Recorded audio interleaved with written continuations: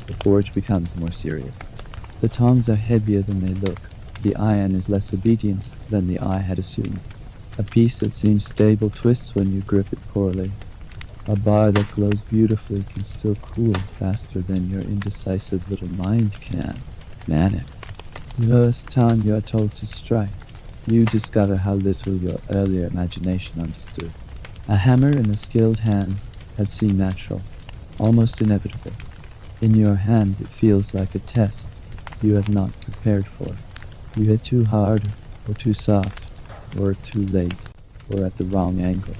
The metal does not flatter you for effort. The metal informs you, quite clearly, that wanting and doing are different things. This can be a hard lesson, but it is also a calming one in the long run. The forge is wonderfully uninterested in vanity. It cares about heat, timing, and control. It is a relief in a way to be governed by such clear standards. A child may not appreciate that immediately. He may feel only correction, only embarrassment, only the sting of getting it wrong in front of a man who grew broad-shouldered while learning not to get it wrong. But over time he begins to understand the mercy hidden inside exacting work. If the rules are clear, improvement is possible. You can walk. You can repeat, you can learn. The fire is hard, but it is honest. As adolescence approaches, the forge changes shape around you. Or perhaps you change shape inside it. The room that once looked huge begins to feel normal. You can move through it in dim light. You know where spare tongs hang and where the smaller hammers are kept. You know which bench contains new nails and which contains bent old things waiting to be made useful again. You know the dangerous corners, the loose board, the shelf that drops scale when bumped too roughly. You know where horses prefer to stand and where customers cluster while pretending they are not impatient. This intimacy with place is one of the hidden marks of trade. The workshop stops being an environment and becomes an extension of your own practical mind. Morning now has a clear shape. Before dawn there is cold outside, and often cold inside as well. The forge not yet fully awake, the room carrying the stale quiet of the night. Someone opens a door, someone stirs the ashes, someone checks what heat survived under the bank cold. Bellows begin gently, not to force life but to coax it. The first real flames appear, the room changes, darkness becomes amber. Tools emerge from shadow, breath fades in the growing warmth. If it is winter, these first minutes at the fire feel almost holy. Fingers that were numb on the path to the shop begin to sting with returning blood. Water in the trough may wear a skin of ice that must be broken. The smell of cold air mixing with coal smoke becomes the smell of another workday beginning. Winter forge mornings had their own special difficulty.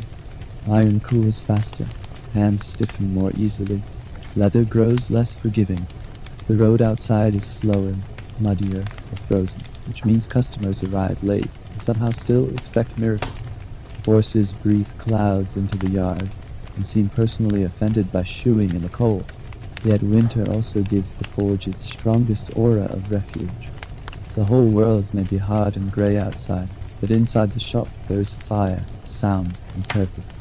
Working heat in winter feels less like punishment and more like survival. The room glows against the season. You learn to love that, perhaps more than you admit. Spring changes things differently. Mud returns, wheels suffer, roofs soften, fields wake, and with the fields comes a rush of agricultural need. Plowshares need attention, harrowty, hoes, sickles. Any tool that touches earth begins to remember work all over again. Farmers arrive with the anxious, practical energy of people who know the season waits for no one. There is a special urgency to rural spring that a blacksmith cannot ignore.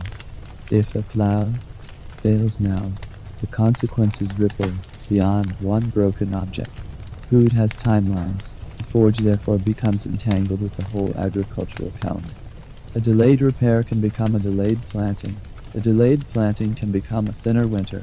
The smith may never set seed himself, yet his fire glows inside every field. Summer brings heat on top of heat. The forge in summer is a lesson in human stubbornness. The room traps warmth. Sweat arrives early and stays. shirts cling, leather aprons feel heavier, almost spiteful. Every movement seems to extract more from the body than it should. The air becomes thick with smoke and effort, yet summer is not idle. Wheels travel, tools work harder, animals are used more heavily. Iron does not suspend its needs because men are uncomfortable. So the smith persists, standing beside a fire during the hottest weeks of the year, because the world outside still insists on hinges and hooks and sharpened edges and serviceable fitting. There are moments in midsummer when the forge feels less like a workshop, and more like a pact between exhaustion and necessity. Autumn has another mood entirely. The air cools again. Harvest tools come in batches, carts groan under heavier use. Repairs that were postponed in busy months finally arrive, accompanied by the fragile hope that perhaps payment will be easier now that crops are in, or wool has been sold, or some market business has gone better than feared. The forge in autumn often carries a quieter pressure. Winter is visible ahead. Everything that must be mended before cold weather begins to present itself at once. Latches, door fittings, pot hooks, axle issues, animal gear, things people tolerated badly in summer, become intolerable when icy mornings loom. The smith feels the village tightening for the season, and answers with fire. In every season, horses occupy a considerable part of the blacksmith's attention. Shoe work is one of those tasks that sounds almost picturesque from a distance and feels far less romantic from close range. There is the animal first of all, large, powerful, not always patient, and not especially invested in standing quietly while you manage its feet. There is the smell, horse sweat, leather tack, the earthy odor of hoof, sometimes the faint sharp scent when the hoof is trimmed and at rest. There is the constant need for calm. Horses do not respond well to nervousness, disguised as confidence. A smith learns to handle them with the kind of practical authority that is neither cruel nor sentimental. He must be steady because the work depends on steadiness. Shoeing begins long before the new shoe is nailed on. Hooves must be checked, old shoes removed, the hoof cleaned, the foot judged. Is the wear even? Is there a crack? Is the animal sore? Has the owner waited too long, as owners so often do? Then comes shaping. A shoe seldom leaves the shelf ready-made in exactly the right way for the hoof standing in your yard, so that the fire is used. The iron is adjusted, offered to the foot. Check, return to the fire, refined, checked again. The process can appear repetitive, because it is repetitive, but hidden inside repetition is judgment. Too tight is wrong, too loose is wrong, poor balance is wrong, nails placed badly are wrong, and the horse, being a horse, may express its opinions with movement powerful enough to remind everyone involved how fragile human plans. There is a special kind of fatigue to shoeing. It lives in the lower back and the knee. It lives in the awkward bend of the body and the need to remain attentive, even while uncomfortable. Some horses are saints. Some are philosophers who accept temporary inconvenience as the price of life. Others are suspicious, fidgeting, or offended in spirit by the entire range. Medieval blacksmiths likely learned to judge owners partly by the condition in which their animals arrive. A well-kept horse spoke of one sort of household, a neglected hoof spoke of another, and yet the smith's work was to address the reality before him, not the moral lesson behind it. Shoe by shoe, hoof by hoof, he kept transport, labor, and status moving through the village and beyond it. Nails, by contrast, are the least glamorous and most endless products of the forge. Thousands upon thousands of small pieces of metal, all of them seemingly simple, none of them quite making themselves. There's a sleepy honesty in nail work. Heat, cut, shape, head, cool, repeat, medieval carpentry, cart building, roofing, furniture doors, and countless rough village constructions relied on nails. Yet no one dreams of becoming famous by making them. Nail work is repetitive in the purest sense, which is perhaps why it fits so neatly into the life of the smith. Some days the craft is a show of judgment and fitting. Other days it is a long conversation with one. You make one, then another, then 50 more. The body learns the sequence so thoroughly that the mind begins to drift while the hands continue. In another setting, This might be dullness. In the forge, it often becomes trance. Plow work is different again. The plowshare is not just another piece of iron to be touched. In an agricultural society, it is a point of contact between human survival and the stubborn earth. A damaged share, a blunted edge, or a cracked fitting is not merely inconvenient. It threatens time itself. Fields must be worked when they must be worked. A farmer appearing at the forge with a plow problem rarely has the leisure to act casual. The anxiety comes with him. Mud on boots, weather in his face, calculation in his eyes. Can it be done today? Can it be done before the ground dries? Can it be done before rain returns? Blacksmith becomes, for those few hours, part of agriculture without ever stepping fully into the field. Preparing such work often means dealing, not only with the metal but with the story written into it. A plowshare worn thin at one edge suggests the uneven habits of the soil or the driver.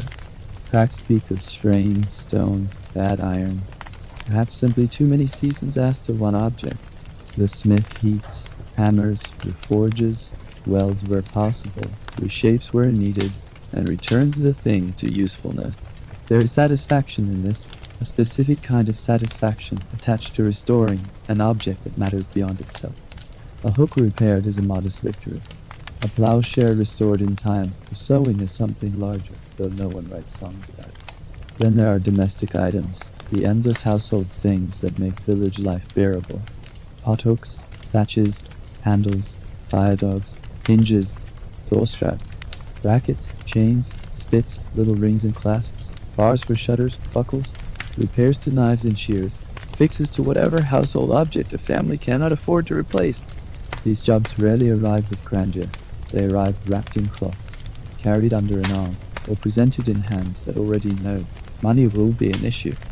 Yet domestic work may be the most intimate part of the blacksmith's trade, because it enters day life of kitchens, barns, workshops, and bedrooms. Gate latch made sound again changes how a woman moves through her yard at dusk. A repaired pot handle changes supper. A new hook alters where things dry, hang, or store. Through small iron objects, the smith quietly rearranges the flow of ordinary life. People come to the forge for all of these things, and they do not come empty of themselves. The blacksmith becomes a reader of need. A farmer at planting time has a different urgency from a widow with a broken chest latch. A prosperous household sends a servant who speaks as though priority should be assumed. A poor man arrives apologetic, already halfway embarrassed by the inadequacy of what he can offer in return. Young men bring damaged knives with the special carelessness of people who want useful objects, but do not yet know how quickly use wears them down. Old men bring tools with long histories and speak of them as if speaking of old dogs. The forge hears all this without demanding confession. Broken things draw their owners closer to honesty than ordinary conversation does.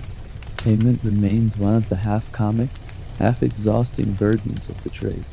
Coin is cleanest. Coin buys coal, bar iron, food, cloth, salt, oil, rent, dues, and the possibility of going a week without arithmetic pressing against your thought. Yet coin is often scarce, so the smith takes other things, eggs in a basket, cheese, ale, bacon, when luck is generous, wool, labor promised later, payment after harvest, payment after market, payment when a cousin returns from somewhere with money that exists mostly in hopeful rumor. The smith learns to judge promise by posture. Who will return, who means well, but is drowning in his own poverty, who assumes his status should serve as collateral, who speaks too smoothly, who over-explains. In another life such face reading might be called socialist. At the forge it is the difference between a fed household and a hungry one. Because the blacksmith is so necessary, people often behave as though his time belongs to them by default. They arrive unannounced. They say it will only take a moment. They ask for quick favors in the middle of other jobs. They speak in the tone of one person approaching a tool, rather than another exhausted human. This is one of the social irritations of the trade. To be essential is not the same as being cherished. Villages depend on the smith in ways large and small, but dependence does not automatically produce gratitude. Often it produces assumption. Of course you can mend this. Of course you can shoe the horse now. Of course you can stay late. Of course, it should not cost too much after all, to those who do not do it. The work always looks simpler than it is, and yet there is pride hidden inside that frustration. The blacksmith knows, even when others do not say it aloud, that the village leans on him. He knows the baker's oven hardware does not mend itself. He knows carts fail harder without him. He knows gates drag, knives dull, plows stall, and horses suffer when his fire goes cold for too long. There is a quiet dignity in that, not the dignity of titles or ceremony, but the sturdier dignity of practical indispensability. The blacksmith may not be praised in verse, but he is woven into the functioning of everyone's day. His labor becomes invisible precisely because it works so well. War alters this invisibility, or rather, it changes its tempo. When conflict approaches, the forge does not suddenly become heroic, but it does become busier in a way that is impossible to ignore. Weapons and fittings appear more often. Armor needs repairs. Harness hardware, stirrups, buckles, nails from military carts, endless small iron necessities begin to crowd the day. There is more urgency. There is usually better payment, at least for a while, because fear is a surprisingly efficient form of current. Blacksmith feels war first, not as trumpet or banner, but as cue. More men waiting, more pieces needing speed. More expectation that the fire will answer quickly, because other plans now depend. No sensible blacksmith mistakes this for glory. War may fill the purse weak, but it also fills the shop with strain. Orders are faster, tempers shorter, results matter more sharply. And behind every repair lies the awareness that metal may soon fail under worse conditions than farm work or kitchen use. Peace, by contrast, reduces the urgency, but often thins the earnings. The forge returns to domestic scale, hooks, hinges, plows, shoes, knives, chains, repairs to old things people had hoped would last longer. This is kinder to the nerves, perhaps, but not always to the household budget. Many blacksmiths must have felt the uncomfortable truth that peace sounded morally preferable, while war sometimes paid better. Such contradictions belong to laboring lives more than to abstract ideas. Whatever the state of the wider world, one thing remains constant. The work never truly ends. This is not poetic exaggeration. Blacksmithing is a chain of interruptions and return. A batch of nails leads to a hinge. The hinge gives way to a shoeing job. The shoeing job is interrupted by someone bringing a plowshare. The plowshare must wait because a cart wheel has arrived half apart. In the pause after that, the master notices the tongs need adjustment. The bellows leather needs attention. The scrap pile needs sorting. The coal stock is lower than anyone likes, and tomorrow's promised work has not yet been started. Completion is brief. At best you finish one thing and discover you have made room for the next thing to begin. This endlessness can be wearying, but it also lends the trade its peculiar sleep-like rhythm. The day circles, fire, iron, task, next task, small pause. Repeat. Human beings often imagine fulfillment as a grand completed arc, but most working lives are composed of loops rather than arcs. The blacksmith knows this, perhaps better than anyone. He does not build toward one triumphant object. He maintains a stream of usefulness. That stream can carry him into a state almost beyond boredom and beyond excitement, too. Something quieter. The hands know what comes next. The body does not have to be inspired. It only has to continue. There are long afternoons when this continuation becomes hypnotic. The bellows sigh. The fire brightens. Hammer on metal, metal back to fire, metal back to hammer, filing, fitting, quenching, checking, adjusting. Outside the door a cart rolls by. Somewhere a rooster behaves as though dawn were still under debate. A child shouts in the lane. None of these things fully enters the center of your attention. The forge is closed around the work. In that narrowing of focus, there is difficulty but also relief. Not every life allows the mind to quiet itself through repetitive action. The blacksmith's life, harsh as it is, often does when the day grows heavy. The trade offers small returns to safety. These are not vacations, they are little pockets of familiarity.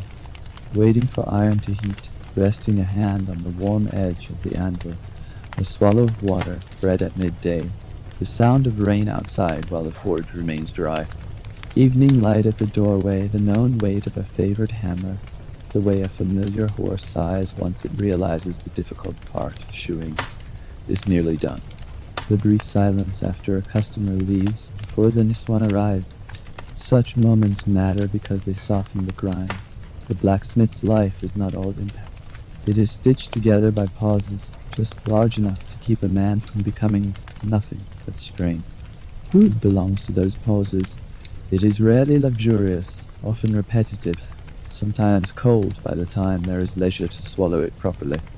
Bread, always bread, pottage when the household can manage it. Cheese, onions, cabbage, salt pork on luckier days, ale or small beer, perhaps beans, perhaps some fish on a fasting day.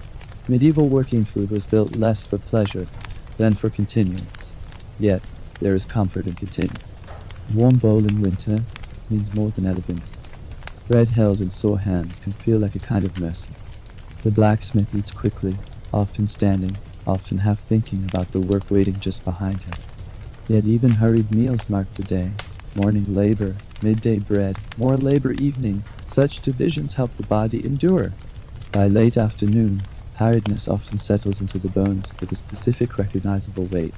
Shoulders droop, wrists feel thick, fingers close less willingly. The lower back begins offering opinions on every bend and lift. The room grows warmer, or seems to grow warmer, simply because the body has less energy left with which to argue. This is when mistakes become more likely. A weak grip, a poor angle, a forgotten step in cleanup. So experience teaches caution. Evening work is slower not because there is less to do, but because haste after fatigue invites trouble. The blacksmith does not always have the luxury of stopping when tired. He learns instead how to carry tiredness without letting it command the hand. Dusk makes the forge beautiful in a quiet way. During the day, the fire competes with sunlight and smoke. At dusk, it becomes the center of the visible world. Iron glows more deeply, sparks show brighter, tools on the wall become dark shapes against warm flicker. The trough catches orange reflections. The lane outside, once bustling, begins to soften into distant movement and occasional voice. Chickens settle, carts thin, a dog barks and then loses interest. The blacksmith is still working, but evening grants the laborer a gentler frame. The noise does not stop, yet somehow it feels more contained. The day itself seems to be lowering its voice. At such time, the smith can almost feel the village around him, not as a crowd, but as a network of ordinary needs. The horse whose shoe he fitted will stand more comfortably in a nearby stable. The latch he mended will close on someone's yard. The sharpened knife will slice food in the kitchen by candlelight. The chain repaired before noon will hold a bucket over a well or support some burden in a shed. This is one of the most quietly rewarding aspects of the trade. The objects leave the forge and immediately re-enter life. The blacksmith may never witness their use, but he knows it intimately. He lives inside the transition from brokenness to function. Then comes the slower work of ending. The forge left carelessly at night is a foolishness tomorrow must pay for. So tools are rehung, scale is swept, scraps are sorted, coals are banked, not abandoned, water is checked, leather is moved away from risky heat. Finished work is set where morning will find it easily. Orders are remembered, sometimes they are scratched down. Often they are simply kept in the mind with the anxiety that one may slip loose and sleep. This winding down is its own kind of craft. No customer applauds it, yet it may save more trouble than the day's louder tap. Once home, or once the workday withdraws into whatever part of the same household counts as home, the body attempts the difficult art of becoming still. That is not always easy. The hammer goes on ringing somewhere behind the ears. Muscles twitch with remembered effort. Hands close in sleep as though still gripping tools. Aches bloom more fully when motion stops hiding. The blacksmith's bed need not be especially poor to feel insufficient. Straw, blankets, rough wool, dim walls, Perhaps another body breathing beside him. Perhaps the muted sounds of family and animals settling for the night. Rest comes, but often by degrees. The forge does not wholly release a man, simply because he lies down. Worry often arrives too. Did the fit hold? Will that customer really pay after market day? Is there enough coal left to begin tomorrow? Well, did the horse's hoof look weaker than it first seemed? Can that old hinge really survive another season? Such thoughts circle in the dark, yet fatigue is a patient dissolver of sharp edges. Even anxiety grows sleepy when the body has worked to its limit. Thoughts repeat, drift, lose their shape. At some point, the mind stops counting tomorrow's tasks and simply slips under. In lives this demanding, sleep is less a graceful descent than a necessary surrender. The hands tell the story most honestly. Once soft, they become translated by labor into something tougher, duller to fine sensation, more faithful to pressure, heated, and grip. Blisters harden into calluses, little cuts come and go. Burns mark their pale or shiny claims. Fingernails split, darken, regrow, distort. Knuckles thicken. The skin at the base of the thumb grows hard from repetition. Such hands can still be gentle, but gentleness comes differently through them. They are not the hands of a scribe or tailor. They are made for holding, guiding, lifting, striking, steadying. Blacksmith may lose some delicacy of movement and gain a whole vocabulary of useful force. There is sorrow now, and pride too. The sorrow appears when fine tasks feel awkward, when cold mornings make the fingers slower, when stiffness makes simple fastening or sewing unexpectedly irritating. The pride appears when those same hands guide hot iron correctly by feel, when they grip a troublesome tool and then know from long habit exactly how much pressure is enough. In another world, such hands might be looked down upon as coarse. In the medieval village, they are among the hands that keep everyone else's days from coming apart. They are the infrastructure of touch. The smell of the trade also remains, more loyal than any title. Smoke settles in hair, cloth, beard, skin. Leather warmed repeatedly near the forge. Takes on a tone nothing else quite has. Sweat mixed with ash and iron becomes the blacksmith's private weather. He carries the shop with him into the lane, in tavern and churchyard. Others notice before he does. He may scrub and air his clothes, but the forge is patient. It leaves a residue deeper than surface dirt. There is humor in this. The village often knows the smith has arrived, not by face, but by atmosphere. Yet smell, like rough hands, becomes part of identity. He is the man who works near fire. His body says so even when he is resting. There are still satisfactions. This matters. Without them, no one would remain in the craft, except from desperation. And even desperation needs occasional reward.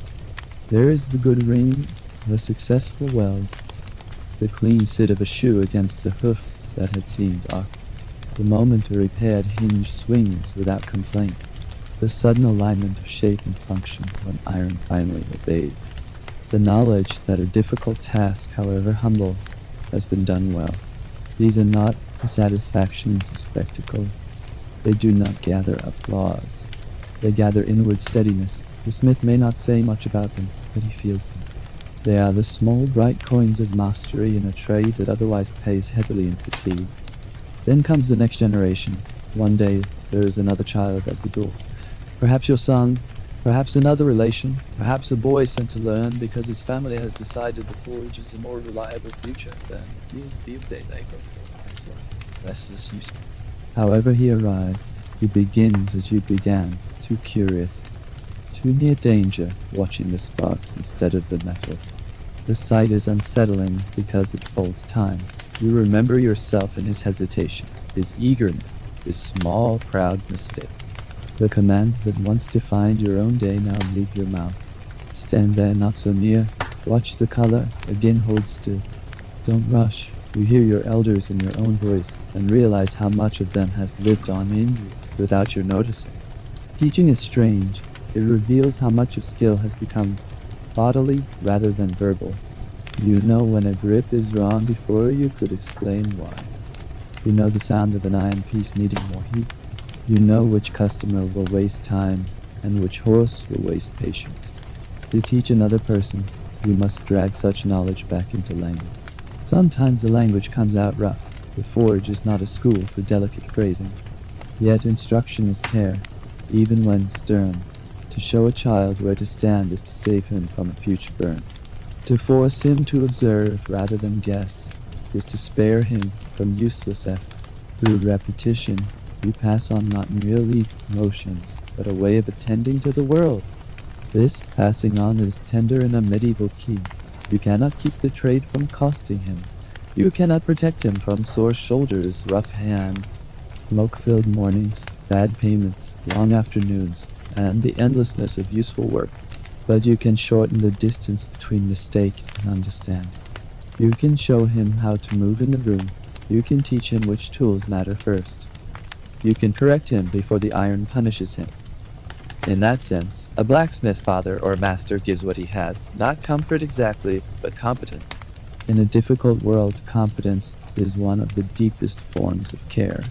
Watching another child take up the rhythm of the forge also reveals the passage of your own years. Tasks that once seemed grueling now seem simply normal. Dangers that once terrified now feel like routine matters of attention. You realize how much of your life has been organized by this room. The forge has shaped your hands, your sleep, your shoulders, your smell, your expectations of people, your understanding of money, and even your sense of weather. You no longer ask what sort of day it is in purely abstract terms. You ask what the damp will do to the fire, what the cold will do to the fingers, what the season will bring through the door. The craft has entered your mind as thoroughly as it entered your body. Age comes gradually, as it does in most hard trade. The first signs are subtle. You take a little longer to loosen in the morning. The bellows tire you sooner. Lifting heavy stock alone begins to seem like a choice rather than a default. Then one winter your knees complain more than they used to. One summer, your shoulder gives a warning ache after repeated striking. One spring you notice that squinting into the fire makes your eyes slower to recover. None of this arrives with ceremony. There is no official day when the blacksmith becomes old. There is only the accumulating evidence that recovery is less generous than before. Aging in the forge does not always mean stopping. Often it means shifting. The younger arm takes the heaviest blows. The older hand judges the fit, oversees the heat, corrects the angle, decides when enough is enough. There is wisdom in this, if pride allows it. The seasoned smith often knows more than his younger body once did, even as it can do less for as long. He knows the shortcuts that are safe and the shortcuts that are foolish. He knows when a customer is misdescribing a problem. He knows what can wait, what cannot, and what looks repairable but should be remade. Still changes position. It moves from pure exertion toward a judgment. The village notices this before it speaks of it. Customers begin to look toward a younger worker when they imagine raw strength is needed. Yet they still seek the older smith's word when uncertain. This can bruise pride, but it can also soothe it. To become the mind of the forge rather than its entire muscle is not failure. It is another form of usefulness. The younger man's arms may be fresher, but the older man's eye sees farther into the work. Together they keep the room honest. The trade, like most enduring things, survives not by one perfect worker, but by continuity. Legacy then becomes visible in plain objects, not in monuments and nails and shoes and hinges and hooks and repaired tools, passed from one season to the next because replacement was impossible or wasteful. The blacksmith leaves himself all over the village without leaving his name behind. A gate opens because of him. A wheel turns because of him. A plow moves because of him. A horse travels comfortably because of him. The church door shuts properly because of him. Yet children born later may never know which exact hand shaped those things. This is not a failure of remembrance. It is the natural condition of useful work.